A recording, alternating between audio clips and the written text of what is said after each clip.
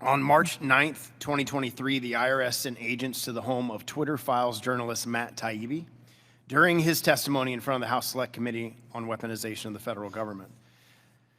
IRS agents don't generally just show up at taxpayer homes, making the situation even more bizarre. The agents left a note telling Mr. Taibibi to call them. If this was an issue that could be handled with a phone call, there would seem to be no reason to send the agents in person.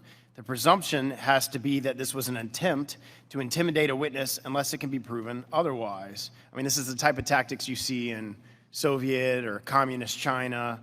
Are you willing to state that there is an appearance of impropriety when an executive branch agent shows up at the home of a witness testifying before Congress, literally at the time while he's testifying before a committee? Congressman, Section 6103 prohibits me from responding to specific questions to an incident involving a taxpayer.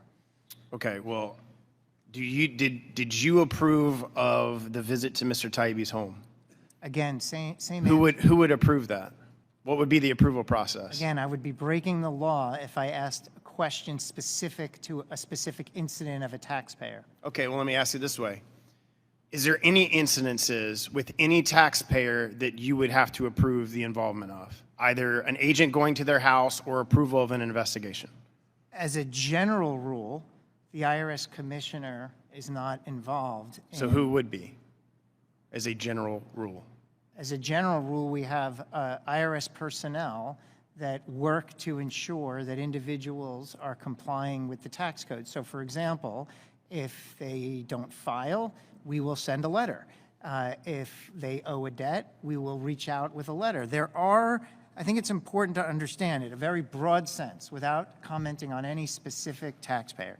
The IRS reaches out in multiple ways to educate taxpayers while ensuring it fairly enforces our tax. Well, obviously, there's got to be some type of approval process for investigations, right? So, like, whether it's Mr. Taibibi or whoever, what is that process within the IRS? And are there instances, depending on the profile of the taxpayer, that you would be involved? And if you would not be involved, who is the approval process for opening an investigation, going to an individual's home? How does that work?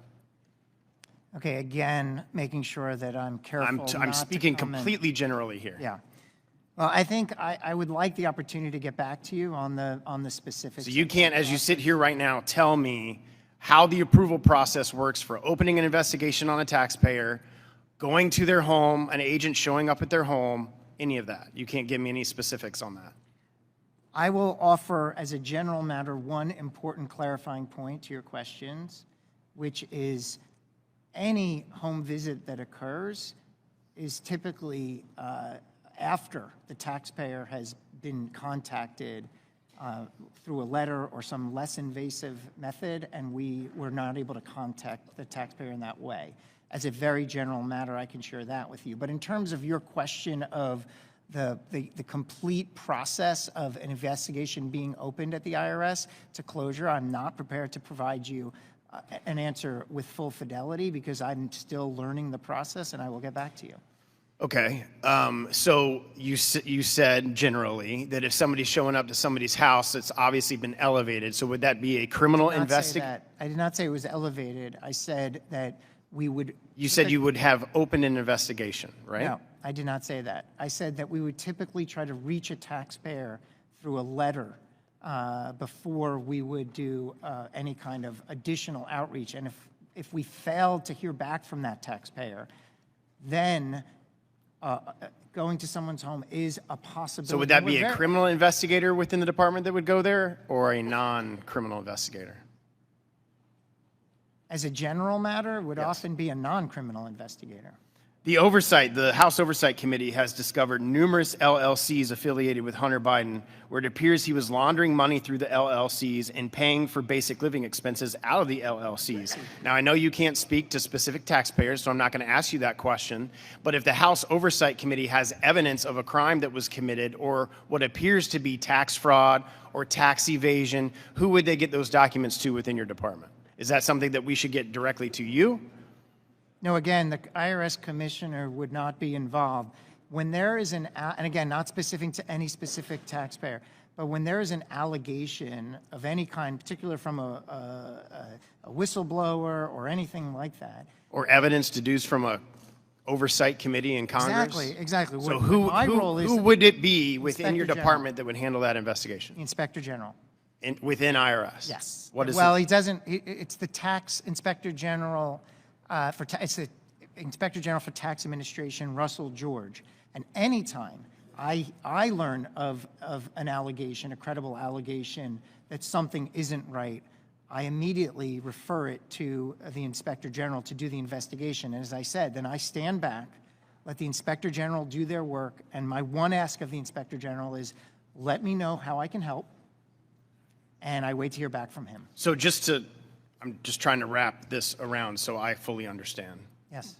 So you, as the commissioner, are not involved in making any of those decisions. So regardless of who it is, again, I'm not asking a taxpayer, at no point in time do you get involved in making investigative decisions, Correct. enforcement decisions, Correct. and your testimony here today is that's the IG and only the IG. For when there's an allegation of wrongdoing amongst an I.R.S. employee, or an allegation that requires additional investigation, but you know, I think we might be talking past each other. If there is, I'm not talking about internally. I'm talking about a taxpayer. We need to wrap it up. Okay. I think we should take this offline, but again, I will go back to the important point. The I.R.S. commissioner does not generally engage in decisions about individual taxpayers. If there is an allegation that something is not right with respect to I.R.S. operations, the Inspector General investigates it. If it just involves a taxpayer and they're being investigated for tax evasion, that decision is made not at the commissioner level, but at the bureau level within the I.R.S. I yield back. My time's expired. Hey, before you click on the next video, if y'all could do me a big favor and hit that like button. The algorithm loves it, and so do I, because it helps promote these videos and get the message out about what our government has been doing. Don't forget to hit that subscribe button and turn on your notifications, because every time I put out a video, you want to know about it, right? Thanks again, and have a good one. See you on the next one. Peace.